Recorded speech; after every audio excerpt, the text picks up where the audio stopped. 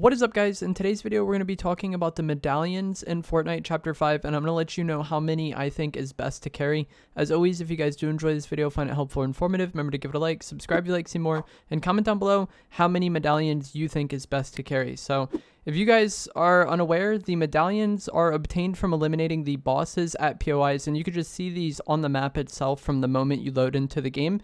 If it's on the ground or if it's in the boss's inventory, the medallions will show on the map. If it's in a player's inventory, the medallion doesn't show on the map. And these allow you to regenerate shield per second. And then they can also be used to open the vault at the boss POIs. So the amount of health you regenerate per second increases based on how many medallions you have. So if you have one medallion, you will regenerate 3 health per second.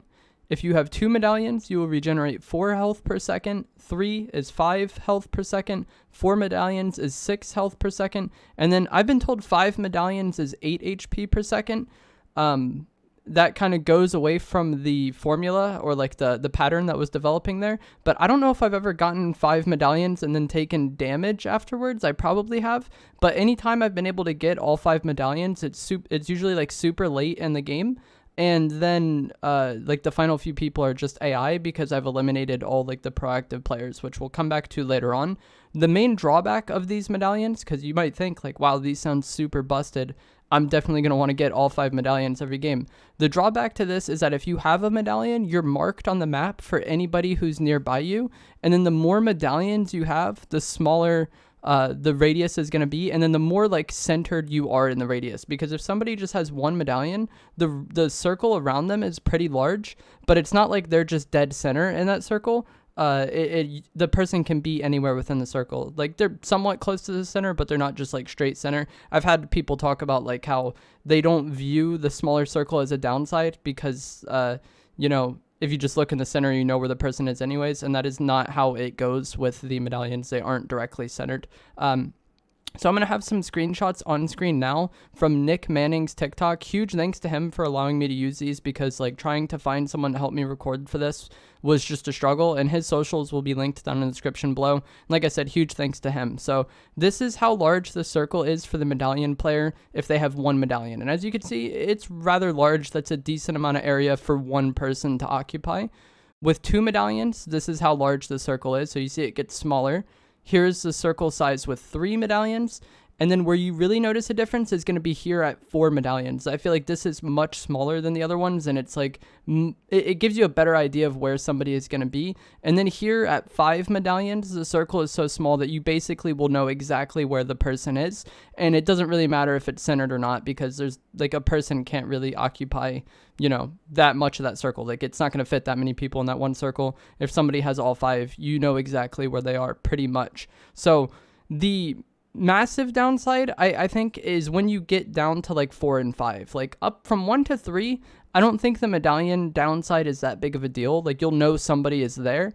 But once you get later into the game, it really isn't that helpful of information, because like the first medallion is going to be larger than the size of zone, like end game, like deep into the game. Once we get into like the partial and the moving zones, you know, just knowing that somebody is in the circle, like, fine. And then like even 2 medallions, I feel like don't really paint that much of a picture of where someone is in game. 3 is kind of iffy. 3 is at the point where like you might know like what side of zone they are, but you aren't going to know exactly where the person is. And then 4 and 5, I feel like your location is pretty well broadcasted to anybody. So for that reason, I think 3 is kind of the middle ground in terms of like getting optimal healing, but also not just like completely giving away your location entirely.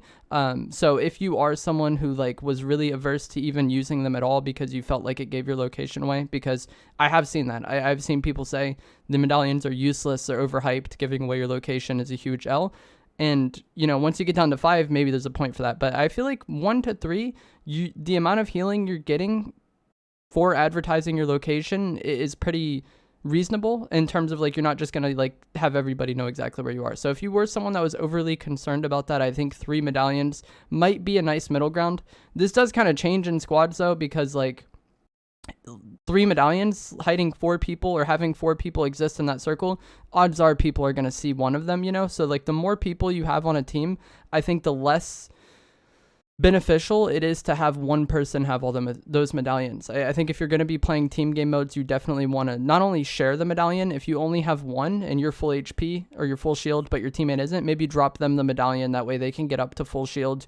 And then, you guys don't have to waste heals for that. If you are in a moment where like there's not fighting going on or you're just kind of chill, but even deeper into the game, once you've found more and more medallions, I think it's better to have those spread amongst your team. Like I think I would almost rather have in a squad all 4 players have 1 medallion than 1 player have 4 and nobody else on the team have any. So I think if you are playing team game modes, you want to like spread those medallions and share as much as possible. Obviously, if you're playing duos and you come across 3, then 1 player is going to have 2 and 1 player is going to have 1. It is what it is. But either way, I think you definitely want to be sharing these if possible with your teammates. And if you do eliminate somebody late in the game and you already have what you consider to be optimal, like let's say you agree with me and you think 3 is a nice middle ground in terms of getting healing, but also not broadcasting your location, and then you eliminate somebody and there's a 4th there, you can just kind of use that as bait, because if you already have 3 medallions in the game and then you eliminate somebody with 4th, you're probably decently late into the game. And so having that medallion on the ground is going to give you a decent amount of information. Not only are other people going to see that and then maybe want to go for it, but also if you ever see that medallion not on the ground anymore, or you are paying attention to the map and you see the moment it's picked up, you're going to know that there's a player right there. And if it's a 1v1, just knowing where that final player is can be like hugely beneficial to you. I think when you're fighting someone who has a medallion, their character will be glowing blue while they're healing. And you can even notice this on yourself. If you have a medallion, your character will be all like glowing blue while you're healing and stuff. And that probably won't really change much of how you want to play a fight in close range.